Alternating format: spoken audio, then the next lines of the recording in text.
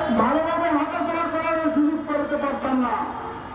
এই জুলাই আগস্টের আন্দোলনের মধ্য দিয়ে আমাদের ছাত্র ভাইদের রক্তের বিনিময়ে অর্জিত এই বাংলাদেশ নতুন স্বাধীনতা লাভ করে। এখন এই হাসিনা তো চলেই গিয়েছে, তার দোষর রেখে গেছে।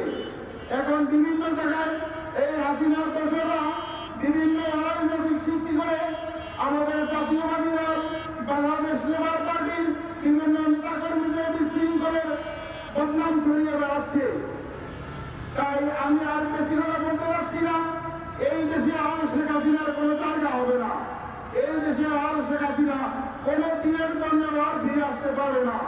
বিভিন্ন যেই সমস্ত দুর্নীতি করে গিয়েছে তাদের দোষররা এবং এই নেতাকর্মীরা যা পরিমাণে দুর্নীতি করছে, বাংলাদেশের মানুষ আর কখনো এই দুর্নীতি করার আর কোনোদিন লোকদের স্থান দেবে না। তাই আমি আমার সংক্ষিপ্ত বক্তব্য শেষ করছি। বাংলাদেশ লেবার পার্টি জিন্দাবাদ। সবাইকে আসসালামু আলাইকুম।